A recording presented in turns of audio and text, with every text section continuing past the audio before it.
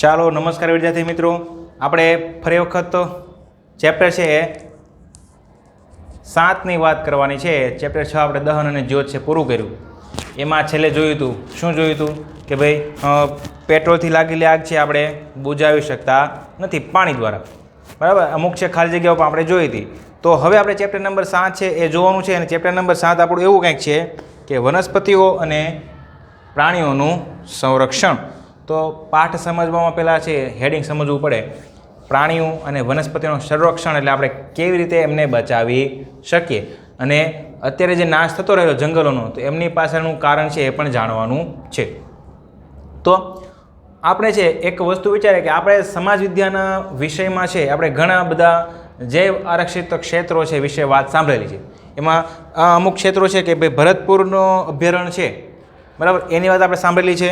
ત્યારબાદ છે કે કાઝીરંગા રાષ્ટ્રીય ઉદ્યાન, તો એ પણ આપણે છે નામ સાંભળેલા છે. ત્યારબાદ લોકચાવ વાઇલ્ડ લાઈફ અભયારણ્ય, પછી છે ગ્રેટ નિકોબાર બાયોસ્ફિયર રિઝર્વ, અને એ જે છે એ વાઘ સંરક્ષિત વિસ્તાર છે આપણે જોયેલા છે. આપણે આજુબાજુના ગુજરાતમાં વિસ્તારમાં પણ ઘણા જૈવ આરક્ષિત ક્ષેત્રો છે, જેમાં ગીરનું અભયારણ્ય છે આવી જાય, ખ્યાલ આવ્યો. એટલે એ બધા છે એ જૈવ આરક્ષિત કેમ કરવામાં આવે એમની પાછળનું કારણ છે એ જાણવાનું છે.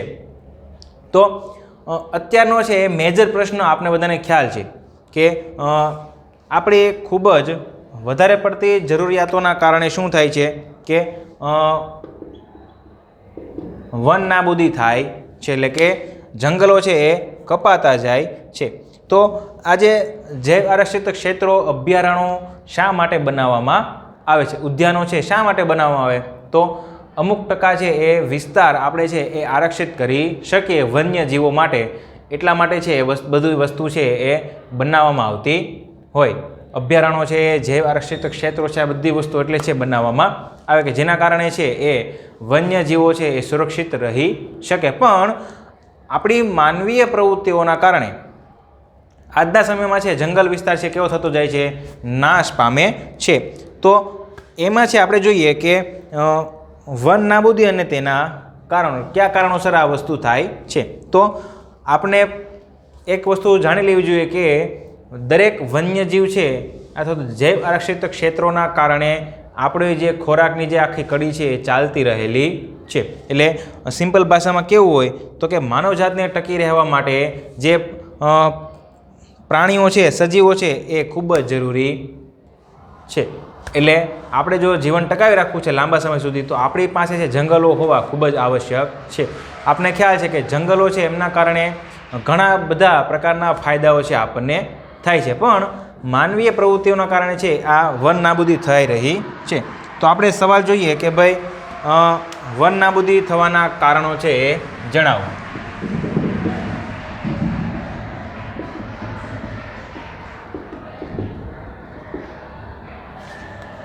એના છે એ કુદરતી કારણો પણ હોઈ શકે, ખાલી માનવ સર્જિત હોય એવું જરૂરી નથી. તો એમાં પહેલું છે કે ખેતીવાડી માટે જમીન મેળવવા.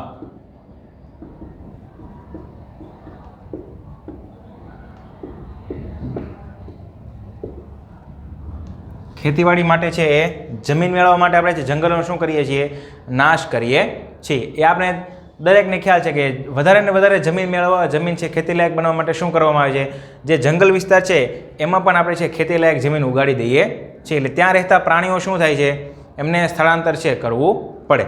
ત્યારબાદ છે કે રહેઠાણ તેમજ કારખાનાઓ બનાવવા માટે.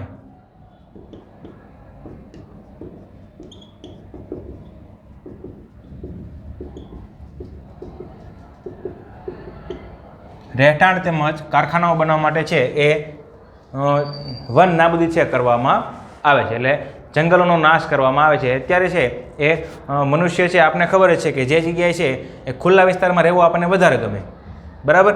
તો એટલા માટે રહેઠાણ એક વિસ્તાર છે એ જંગલ વિસ્તાર તરફ છે આગળ વધે છે. આ ઉપરાંત જો નવા કારખાનાઓ બનાવવા હોય તો નવા કારખાનાઓ બનાવવા માટે જમીનની જરૂર પડે. એ જમીન આપણે ક્યાંથી મેળવીએ છીએ, જંગલો નાશ કરીને મેળવીએ છીએ. ત્યારબાદ છે કે લાકડું મેળવવા માટે.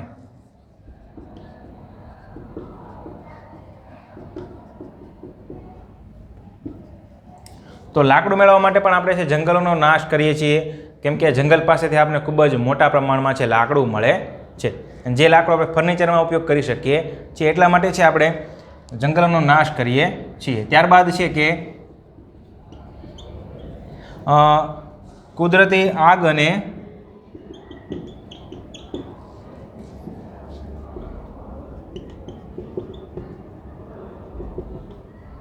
ભયંકર દુષ્કાળ.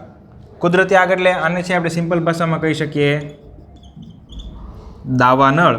આપણે છે ગયા પાઠમાં જોયું દહનમાં કે દાવાનળ એટલે શું, કેવી રીતે ઉત્પન્ન થાય. તો એ કુદરતી આગ છે એટલે કે દાવાનળ. જંગલોમાં છે અચાનક આગ લાગે, ખૂબ જ મોટા પ્રમાણમાં જંગલ છે નાશ પામે.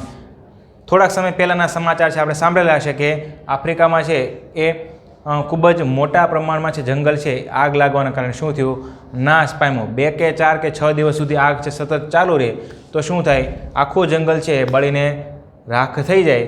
પછી એમાં કાંઈ ઉગી શકતું નથી. ઉગી શકે પણ ખૂબ જ વાર લાગે, એટલા માટે જંગલ છે એ નાશ પામે છે. ત્યારબાદ છે ભયંકર દુષ્કાળ. તો અમુક સમય છે એવું થાય કે પાણી ન મળે, વરસાદ ન પડે તો દુષ્કાળ છે પડતો હોય, પાણી ન મળે તો વનસ્પતિ ઉગી શકવાની નથી. એટલા માટે એ પ્રમાણે પણ જોઈએ તો જંગલો છે નાશ થતા જાય છે. છેલ્લો પોઈન્ટ આપણો એવો છે કે કુદરતી આગ અને ભયંકર દુષ્કાળથી પણ જંગલો છે એ નાશ પામી શકે. ખ્યાલ આવ્યો? સવાલમાં પૂછાય 2 ગુણમાં તો લખવાનું ભાઈ. ખેતીવાડી માટે જમીન મેળવવા માટે, રહેઠાણ તેમજ કારખાનાઓ બનાવવા માટે, લાકડું મેળવવા માટે, એ ઉપરાંત કુદરતી આગ અને ભયંકર દુષ્કાળથી પણ અત્યારે હાલના સમયે છે વન નાબૂદી થવાના કારણો છે. 2 ગુણમાં સવાલ છે પૂછાય, લખી શકવા જોઈએ.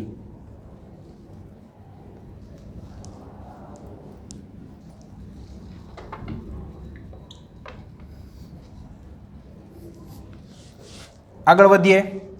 પછીનો સવાલ છે તો કે આટલી બધી કારણોસર વન નાબૂદી થાય છે, તો એ વન નાબૂદી થવાના પરિણામો આપણને ખ્યાલ છે. જંગલો મેળવવા આપણે રહેઠાણ મેળવવા આપણે છે જંગલો તરફ દોડી જઈએ છીએ. ખૂબ જ કારખાના ઇન્ડસ્ટ્રી બનાવવા માટે જંગલ તરફ આપણે દોડી જઈએ છીએ, બરાબર. તો શા માટે અને એના પરિણામો કેવા કેવા આવી શકે? અત્યારે તમે છે વારંવાર છે ન્યૂઝમાં સાંભળતા હોય કે જે તે ગામમાં છે એ વન્ય પ્રાણીઓ આવી અને શિકાર કરે છે. શું કામ?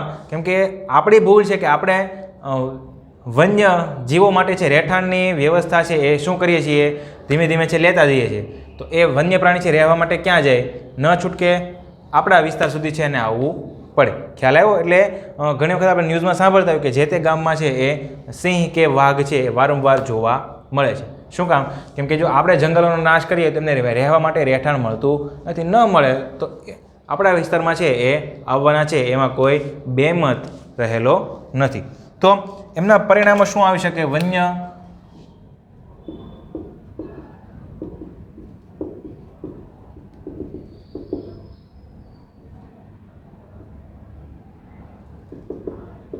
વન નાબૂદીના પરિણામો છે એ જણાવો. ખૂબ જ સહેલો સવાલ છે, મુદ્દા વાઇઝ છે, યાદ રાખજો. 3 ગુણમાં છે પૂછી શકું.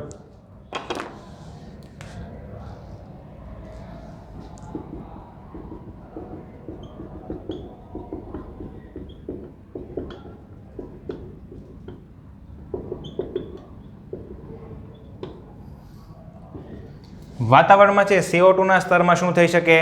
વધારો થઈ શકે. સમજવું હોય તો જંગલો, આપને ખબર છે કે વનસ્પતિ છે વાતાવરણમાં છે એ CO2નો ઉપયોગ કરી અને ઓક્સિજન વાયુ છે બહાર કાઢે છે. તો હવે વૃક્ષોની સંખ્યા જો ઘટી જાય તો એ ક્રિયા થવાની નથી. ક્રિયા ન થાય તો CO2નું સ્તર શું થાય? વાતાવરણમાં હંમેશા વધે છે. સામે આપણે જેટલા વાહનો ચલાવતા હોય, બરાબર, એટલે પ્રદૂષણ તો છે વધવાનું જ છે.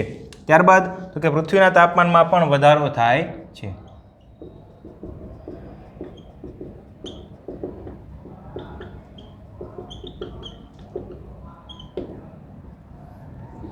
પૃથ્વીના તાપમાનમાં સમયાંતરે શું થાય? વધારો થાય. શેના કારણે? ગ્લોબલ વોર્મિંગના કારણે. વાતાવરણમાં જો વનસ્પતિ હોય, જંગલો હોય તો શું પણ વાતાવરણ કેવું રાખે છે? ઠંડુ રાખે. પણ જંગલો જ ન હોય, વનસ્પતિ જ ન હોય તો ઠંડુ રહેવાનો કોઈ પ્રશ્ન આવતો નથી. એટલા માટે પૃથ્વીનું વાતાવરણ શું થાય છે? ગરમી છે એ થોડી તાપમાન છે એ વધે છે. ત્યારબાદ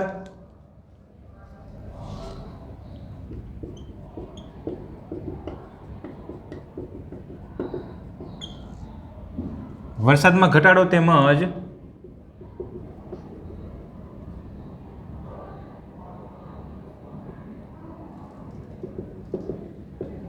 દુષ્કાળ છે પણ આવે છે. એટલે કે જો આપને ખ્યાલ છે કે જો વધારે વનસ્પતિ હોય, વધારે વૃક્ષો હોય તો વરસાદ કેવો આવે છે? વધારે. હવે આપણી માનવીય પ્રવૃત્તિના કારણે જો જંગલો કપાઈ જાય તો વાતાવરણમાં છે વૃક્ષોનું પ્રમાણ કેવું થાય? ઘટે. જંગલોનું પ્રમાણ ઘટે. હવે જંગલોનું પ્રમાણ ઘટે તો વરસાદ કેવો લાગે? પ્રમાણમાં ઓછો આવે અને દુષ્કાળની પરિસ્થિતિ પણ સર્જાય. વરસાદ જ ન આવે તો પાણી ઘટવાનું, પાણી ઘટે એટલે દુષ્કાળ છે એ આવવાનો છે. એટલે જો જંગલો કપાય એમના પરિણામે આપણને વરસાદમાં ઘટાડો થાય તેમજ દુષ્કાળ પણ આવે છે. હવે છેલ્લા 5 કે 7 વર્ષથી આપણે એવું સાંભળીએ છીએ કે વરસાદ બરાબર થતો નથી. શું વરસાદ છે બરાબર થતો નથી? તો એનું કારણ શું છે? વન્ય જંગલ છે નાબૂદ થવાના કારણે. હવે આપણે આ વિસ્તારમાં જે રહીએ છીએ, મોટા વરાછા વિસ્તારમાં, બરાબર, એ 5 કે 10 વર્ષ પહેલાં છે એ આખો ખેતીવાડી લાયક વિસ્તાર હતો. બધી જગ્યાએ છે ખેતી કરવામાં આવતી, પાક ઉગાડવામાં આવતો. હવે એ જગ્યા છે આપણે અત્યારે શેમાં ફેરવી નાખેલી છે? દરેકે રહેણાંક વિસ્તારમાં ફેરવી નાખેલી છે. બધી જગ્યાએ પાકા રસ્તા છે. જે જગ્યાએ જુઓ ત્યાં સોસાયટીને મોટા મોટા બિલ્ડિંગ છે ઊભા થઈ ગયેલા છે. એટલે આખું મોટા વરાછા વિસ્તાર જો ખેતી લાયક જમીન છે એનો આપણે શું કરી નાખ્યો છે? નાશ કરી નાખ્યો છે. જંગલ વિસ્તાર જેવું હતું, ખૂબ જ મોટા પ્રમાણમાં વૃક્ષો કે આ તે બધી વસ્તુ હતી, તો એનો આપણે શું કરી નાખ્યો? નાશ કરી નાખ્યો. હવે એના કારણે શું થાય? જે પણ વાહનોમાંથી નીકળતો ધુમાડો છે, CO2 છે, એ શોષાવાનું ધીમું થઈ ગયું, ઓછું થઈ ગયું. પૃથ્વીના તાપમાનમાં શું થાય છે? વધારો થાય છે અને પાણી છે એ ઘટે છે વરસાદ ન આવવાના કારણે. ખ્યાલ આવ્યો? એટલે આટલા બધા પ્રશ્નો છે અત્યારે ઊભા થાય. હવે એમના પછીનું છે કે ભૂમિનું ધોવાણ વધે અને ફળદ્રુપતા ઘટે.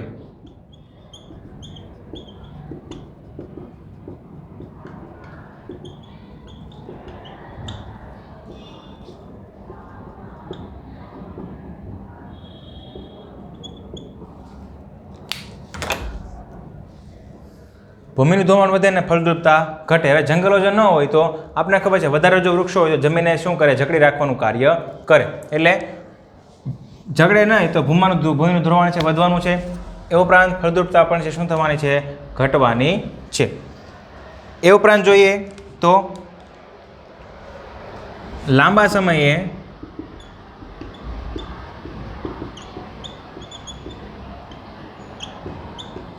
ફળદ્રુપ જમીન છે એ શેમાં ફેરવાય છે?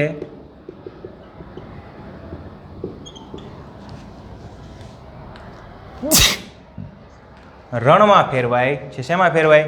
રણમાં છે ફેરવાય છે. ત્યારબાદ ભૂમિની જળ સંગ્રહ ક્ષમતામાં શું થાય? ઘટાડો થાય છે. ભૂમિની જળ સંગ્રહણ ક્ષમતામાં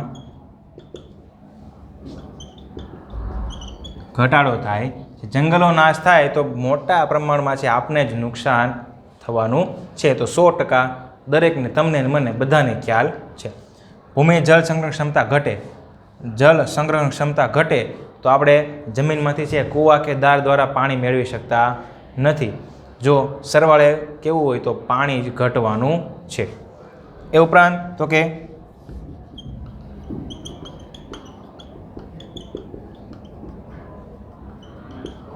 ભૂમિમાં છે એ પોષક તત્વો ના પ્રમાણમાં શું થાય? ઘટાડો થાય છે તથા તેના પર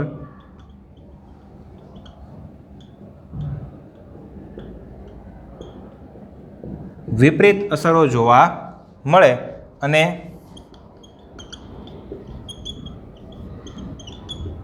વન્ય પ્રાણીઓના નિવાસ દૂર થતા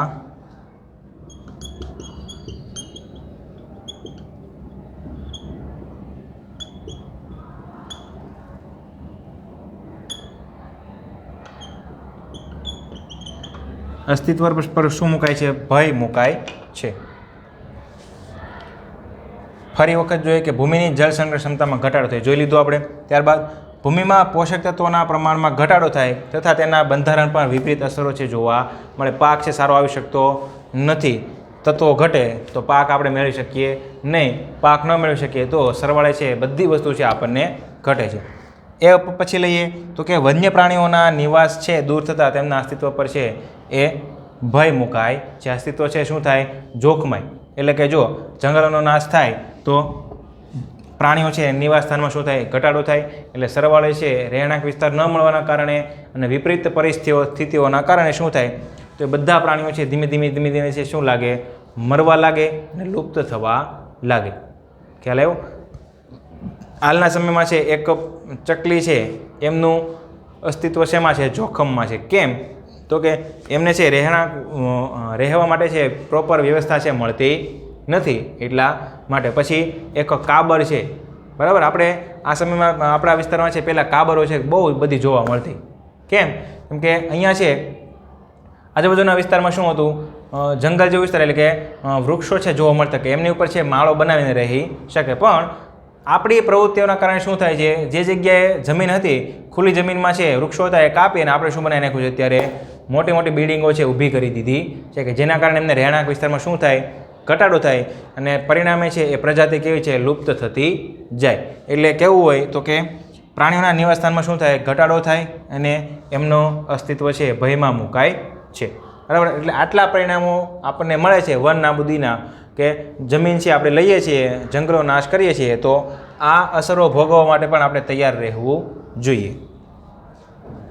3 ગુણમાં છે સવાલ પૂછાય તો આ સવાલ છે વ્યવસ્થિત પાકો થયેલો હોવો જોઈએ. વન નાબૂદીના પરિણામો. પછી એક્ઝામમાં અથવા તો લેસન બતાવો ત્યારે કોઈ પણને આ સવાલ છે પૂછીશ તો આવડવો જોઈએ. ન આવડે તો પછી આગળ છે આપણે જોઈશું.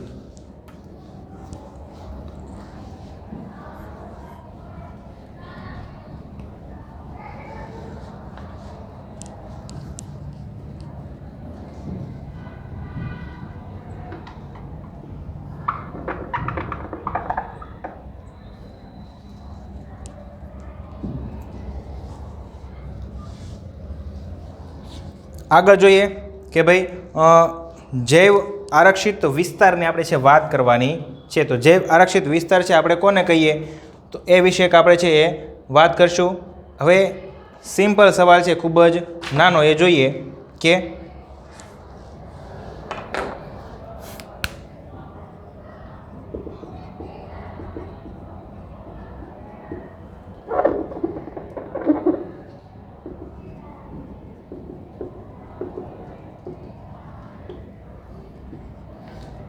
જૈવ આરક્ષિત વિસ્તાર છે એ કોને કહેવામાં આવે છે? તો જૈવ આરક્ષિત વિસ્તાર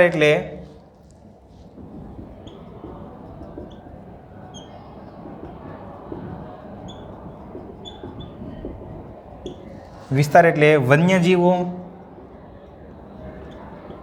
જેમાં શું આવી શકે? વનસ્પતિઓ, પ્રાણીઓ અને સૂક્ષ્મજીવો.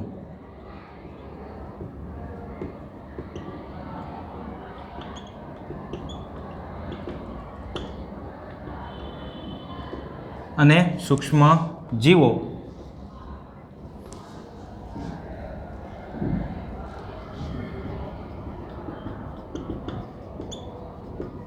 અને તે વિસ્તારના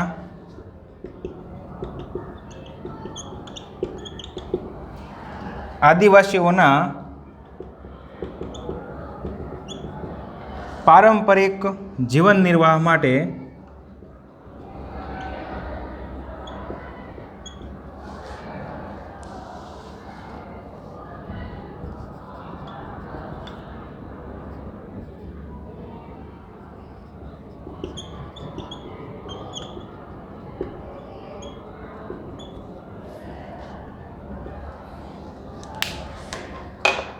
તો જૈવ આરક્ષિત વિસ્તાર કોને કહેવાય? ફરી વખત જોઈએ કે જૈવ આરક્ષિત વિસ્તાર એટલે વન્યજીવો કે જેમાં વનસ્પતિઓ, પ્રાણીઓ અને સૂક્ષ્મજીવો.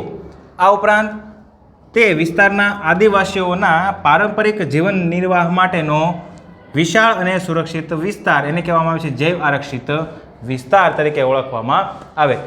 સાપુતારાની આજુબાજુનો જે વિસ્તાર છે એ વિસ્તાર કેવો છે? જૈવ આરક્ષિત વિસ્તાર. આપણે છે સાપુતારા ફરવા જઈએ તો એમની પહેલાં છે વઘઈ ગાર્ડનથી લઈને પછીનો જે વિસ્તાર છે બધો કેવો છે?